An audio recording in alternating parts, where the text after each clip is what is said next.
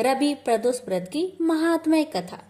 एक समय सर्व प्राणियों के हितार्थ परम पावन भागीरथी के तट पर ऋषि समय द्वारा विशाल गोष्ठी का आयोजन किया गया।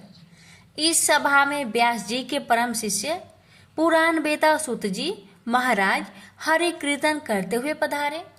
सूत जी को आते हुए देखकर सौनकादि 88,000 ऋषि मुनियों ने खड़े होकर दंडवत प्रणाम किया। महाज्ञानी सूत जी ने भक्ति भाव से ऋषियों को हृदय से लगाया तथा आशीर्वाद दिया। विद्वान ऋषिगण और सब शिष्य आसनों पर विराजमान हो गए।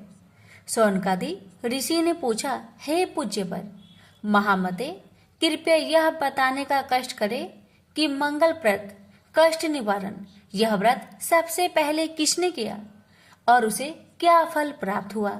श्री सूत जी बोले, आप सभी शिव के परम भक्त हैं। आपकी भक्ति को देखकर मैं व्रती मनुष्य की कथा कहता हूँ, ध्यान से सुने। प्रदोष व्रत कथा के अनुसार एक गांव में अति दिन ब्राह्मण निवास करता था। उसकी साध्वी स्त्री प्रदोष व्रत किया करती थी। उसे एक पुत्र रत्न था। एक समय की बात है, वह पुत्र गंगा स्नान करने के लिए गया। दुर्भाग्यवश मार्ग में चोरों ने उसे घेर लिया और वे कहने लगे कि हम तुम्हें मारेंगे नहीं, तुम अपने पिता के गुप्त धन के बारे में हमें बता दो। बालक दीन भाव से कहने लगा कि बंधुओं, हम अत्यंत दुखी दिन हैं, हमारे पास धन कहाँ है। तब चोरों ने कहा कि तेरे इस पोटली में क्या बंधा है। बालक ने निसंकोच कहा कि मेरी माँ ने मेरे लिए रोटियां दी है। यह सुनकर चोरों ने अपने साथियों से कहा कि साथियों, यह बहुत ही दीन दुखी मनुष्य है, अतः हम किसी और को लूटेंगे। इतना कहकर चोरों ने उस बालक को जाने दिया। बालक वहां से चलते हुए एक नगर में पहुंचा। नगर के पास एक बरगद का पेड़ था। वह बालक उसी बरगद के वृक्ष की छाया में सो गया। उसी समय उस नगर के सिपाही चोरों को खोजते हुए उस बरगद के वृक्ष के पास पहुंचे और बालक को चोर समझकर बंदी बना राजा के पास ले गया। राजा ने उसे कारावास में बंद करने का आदेश दिया। ब्राह्मणी का लड़का जब घर नहीं लौटा तब उसे अपने पुत्र की बड़ी चिंता हुई। अगले दिन प्रदोष व्रत था। ब्राह्मणी ने प्रदोष व्रत किया और भगवान शंकर से मन ही मन अपने पुत्र की कुशलता की प्रार्थना करने लगी।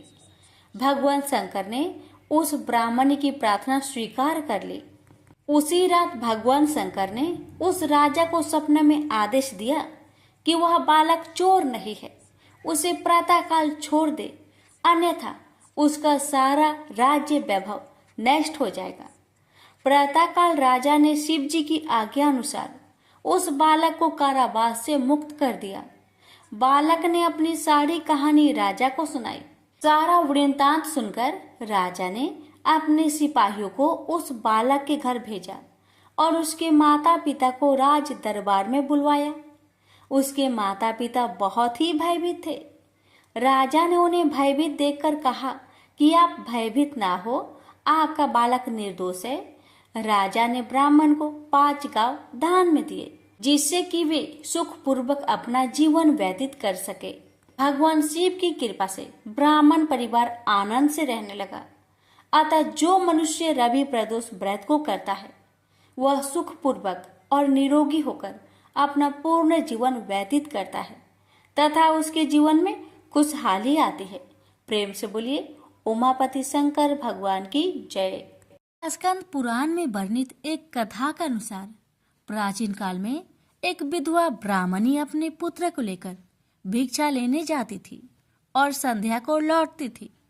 एक दिन जब वह भिक्षा लेकर लौट रही थी तो उसे नदी किनारे एक सुंदर बालक दिखाई दिया जो विदर्भ देश का राजकुमार धर्मगुप्त था। शत्रुओं ने उसके पिता को मारकर उसका राज्य हड़प लिया था। उसकी माता की भी मृत्यु अकाल हुई थी। ब्राह्मणी को उस बालक को देखकर बहुत दया आई और उसने उस बालक को अपना लिया और उसका पालन पोषण किया। कुछ समय पश्चात ब्राह्मणी दोनों बालक के साथ देवयोग से देव मंदिर में गई। वहां उनकी भेंट ऋषि सांडल्य से हुई।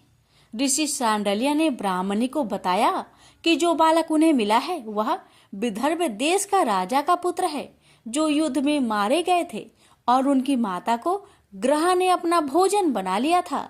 ऋषि सांडल्य ने ब्राह्मणी को प्रदोष व्रत करने की सलाह दी। ऋषि आज्ञा से दोनों बालकों ने भी प्रदोष व्रत करना शुरू कर दिया। एक दिन दोनों बालक वन में घूम रहे थे, तभी उन्हें कुछ गंधर्व कन्याएं नजर आई। ब्राह्मण बालक तो घर लौट आया, किंतु राजकुमार धर्मगुप्त आंसुमती नाम की गंधर्व कन्या से बात करने लगे। गंधर्व कन्या और राजकुमार एक दूसरे पर मोहित हो गए। कन्या ने विवाह हेतु राजकुमार को अपने पिता से मिलवाने के लिए बुलवाया। दूसरे दिन जब वह पुनः गंधर्व कन्या से मिलने आया तो गंधर्व कन्या के पिता ने बताया कि वह विदर्भ देश का राजकुमार है। भगवान शिव की आज्ञा से गंधर्व राज ने अपनी पुत्री का विवाह राजकुमार धर्मगुप्त से करवाया। इसके बाद राजकुमार धर्मगुप्त ने गंधर्व सेना की सहायता से विदर्भ देश पर पुनः आधिपत्य प्राप्त किया। यह सब ब्राह्मणी और राजकुमार धर्मगुप्त के प्रदोष व्रत करने का फल था। स्कंद पुराण के अनुसार जो भक्त प्रदोष व्रत के दिन शिव पूजा के बाद एकाग्र होकर प्रदोष व्रत कथा सुनता या पढ़ता है, उसे 100 जन्मों तक कभी दरिद्रता नहीं होती। प्रेम से बोलिए उमापति शंकर भगवान की जय। एक समय की बात है कि बहुत वर्ष पूर्व ऋषि मुनि भगवान को पाने के लिए कठोर तपस्या करते थे। यह तपस्या कैसी रहती थी? एक पांव पर खड़े होकर नमस्कार की मुद्रा में भगवान का नाम जप करना, पानी में नमस्कार की मुद्रा में खड़े रहकर अखंड भगवान का नाम जप करना, हिमालय जैसे पर्वत पर जाकर अंत ठंड में एक ही जगह अनेक वर्ष तक बैठकर नाम जप करना, इस प्रकार तपस्या की जाती थी। तपस्या के समय न कुछ खाया जाता था न ही पिया जाता था। इसी प्रकार कठोर तपस्या करने के बाद भगवान भक्त पर प्रसन्न होकर उन्हें आशीर्वाद देते थे। इसी प्रकार भगवान शंकर को पति रूप में पाने के लिए माता पार्वती कठोर तपस्या कर रहे थे। तपस्या के समय वह भगवान के चिंतन में ध्यान मग्न बैठी थी। उनकी तपस्या पूर्ण होने ही वाली थी कि उसी समय उन्हें एक बालक के डूबने की चीख सुनाई दी। माता तुरंत उठकर वहां पहुंची। उन्होंने देखा एक मगरमच्छ बालक को पानी के अंदर खींच रहा है। वह बालक अपने प्राण बचाने के लिए बहुत प्रयास कर रहा था तथा मगरमच्छ उसे खाने का प्रयास कर रहा था। अंततः करुणामयी माता पार्वती को बालक पर दया आई। माता ने मगरमच्छ से निवेदन करते हुए कहा, बालक को छोड़ दो, इसे आहार न बनाओ। उस पर मगरमच्छ बोला, माता यह मेरा आहार है। मुझे हर छठे दिन भूख मिटाने के लिए जो पहले मिलता है वह मेरा आहार होता है। मेरा आहार ब्रह्मा ने निश्चित किया है। माता पार्वती ने फिर कहा, आप इसे छोड़ दो, मैं इसके बदले अपनी तपस्या का फल आपको दूंगी। पार्वती माता ने बालक के प्राणों की रक्षा के लिए अपनी कठोर तपस्या का फल दांव पर लगाया। मगरमच्छ ने भी उसे स्वीकार किया। पार्वती माता ने उसी समय संकल्प किया और अपनी पूरी तपस्या का फल उस मगरमच्छ को दे दिया। मगरमच्छ को माता के तपस्या का फल प्राप्त होने के कारण वह सूर्य के जैसे चमक उठा। उसकी बुद्धि में शुद्ध हो गई। उसने कहा, माता आप अपना पुण्य वापस ले लीजिए, मैं इस बालक को छोड़ दूंगा।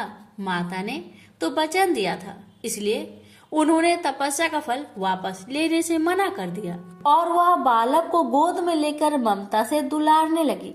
बाद में माता ने उस बालक को उसके घर सुरक्षित लौटा दिया और वे अपने स्थान पर वापस आ गई। भगवान शिव जी को प्राप्त करने हेतु उन्होंने पुनः तप करना आरंभ कर दिया। उसी समय भगवान शिव जी माता पार्वती के सामने प्रकट हो गए। भगवान शिव जी उन्हें बोले, पार्वती अब तुम्हें तप करने की आवश्यकता नहीं है। हर प्राणी में मेरा ही वास है। तुमने उस मगरमच्छ को अपने तप का जो फल दिया है वह मुझे ही प्राप्त हुआ है, इसलिए तुम्हारे तप का फल अनंत गुना हो गया है। तुमने करुणा और ममता से द्रवित होकर बालक की रक्षा की, इसलिए मैं तुम पर प्रसन्न हूँ और तुम्हें अपनी पत्नी के रूप में स्वीकार करता हूँ। प्रेम से बोलिए उमापति शंकर भगवान की जय। एक समय की बात है, एक क्षेत्र में पुत्र की प्राप्ति हेतु भगवान शिव से आज्ञा लेकर पार्वती ने 1 वर्ष तक चलने वाले पुण्यक व्रत का समापन किया। व्रत की समाप्ति पर पुरोहित सनत कुमार ने देवी पार्वती से कहा, सुब्रते मुझे दक्षिणा चाहिए। पार्वती ने मुंह मांगी दक्षिणा देने का वचन दिया। फिर क्या था, पुरोहित बने सनत कुमार ने अस्वाभाविक दक्षिणा की याचना की। देवी, इस व्रत में दक्षिणा स्वरूप मुझे अपने पति को दीजिए। यह सुनते ही देवी पार्वती पर जैसे वज्रपात हुआ। वो व्याकुल होकर विलाप करती हुई मूर्छित हो गई। पार्वती को मूर्छित देखकर ब्रह्मा, विष्णु और मुनियों को हंसी आ गई। उन्होंने पार्वती को समझाने के लिए भगवान शिव को भेजा। पार्वती की मूर्छा टूटने पर शिव ने उन्हें समझाया, हे देवी, देव कार्य, पितृ कार्य या नित्य नैमित्तिक जो भी कार्य दक्षिणा से रहित होता है निष्फल हो जाता है। उस कर्म से दाता कालसूत्र नामक नगर में गिरता है। इसके बाद वह दीन होकर शत्रुओं से पीड़ित होता है। ब्राह्मण को संकल्प की हुई दक्षिणा उस समय न देने से वह बढ़कर कई गुना हो जाती है। भगवान विष्णु और ब्रह्मा ने पार्वती से धर्म रक्षा के लिए अनुरोध किया। धर्म ने भी समझाया, देवताओं ने भी कहा, मुनियों ने भी दक्षिणा देने की प्रेरणा दी, फिर भी पार्वती चुप रही।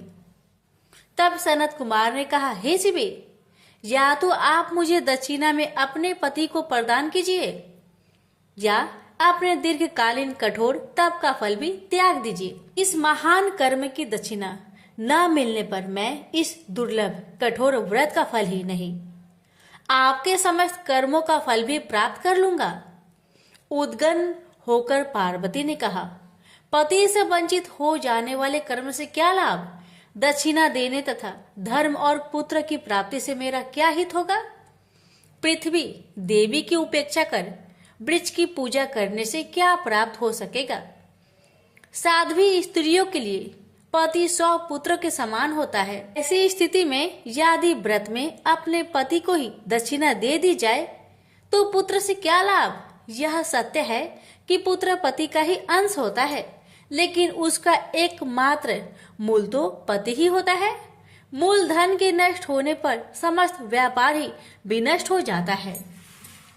उसी समय आकाश में देवताओं और ऋषियों ने एक रत्न निर्मित रथ देखा जो पार्षदों से घिरा हुआ था। उस रथ से श्री नारायण उतरकर देवताओं के सम्मुख उपस्थित हुए। उन श्री नारायण को ब्रह्मा, विष्णु और शिव ने रत्न सिंहासन पर बैठाकर उन्हें प्रणाम किया और हाथ जोड़कर गदगद कंठ से स्तुति की। वहां का सारा वृत्तांत जानकर श्री नारायण ने कहा, शिव प्रिया पार्वती का यह व्रत लोक शिक्षा के लिए है, अपने लिए नहीं, क्योंकि ये तो स्वयं समस्त व्रतों एवं तपस्याओं का फल प्रदान करने वाली है। इनकी माया से ही चराचर जगत मोहित है। फिर उन्होंने पार्वती को संबोधित कर कहा, हे शिवे, इस समय तुम महादेव जी को दक्षिणा में देकर अपना व्रत पूर्ण कर लो। फिर समुचित मूल्य देकर अपने जीवन धन को वापस ले आना। गौओं की भांति शिव भी विष्णु के शरीर में ही है, अतः तुम ब्राह्मण और गो मूल्य प्रदान कर अपने पति को लौटा लेना। यह कहकर वे अंतर ध्यान हो गए। तब पार्वती प्रसन्न मन से अपने प्राण सर्वस्व को दक्षिणा में देने के लिए तैयार हो गई। उन्होंने हवन की पूर्ण आहुति की और अपने जीवन नाथ शिव को दक्षिणा रूप में दे दिया। इसके बाद उन्होंने पुरोहित सनत कुमार से निवेदन किया, हे ब्रिब्बर, गौ का मूल्य मेरे पति के बराबर है। मैं आपको अत्यंत सुंदर 1 लाख गौ प्रदान करूंगी। इसके बदले में आप मेरे जीवन सर्वस्व को लौटा दीजिए। प्राणनाथ के मिल जाने पर मैं पुनः ब्राह्मणों को विपुल दक्षिणाएं प्रदान करूंगी। तब सनत कुमार ने पार्वती से कहा, हे देवी, मैं ब्राह्मण हूँ, मैं 1 लाख गौ लेकर क्या करूँगा? इस दुर्लभ रत्न के सामने 1 लाख गौ की क्या तुलना है? मैं इन्हें साथ लेकर त्रिलोक में भ्रमण करूंगा। उस समय समस्त बालक उन्हें देखकर प्रसन्नता पूर्वक ताली बजा बजाकर अट्ठास करेंगे। कहने के साथ ही सनत कुमार ने भगवान शिव को अपने पास बैठा लिया। यह सुनकर पार्वती जलहीन मछली की भांति छटपटाने लगी।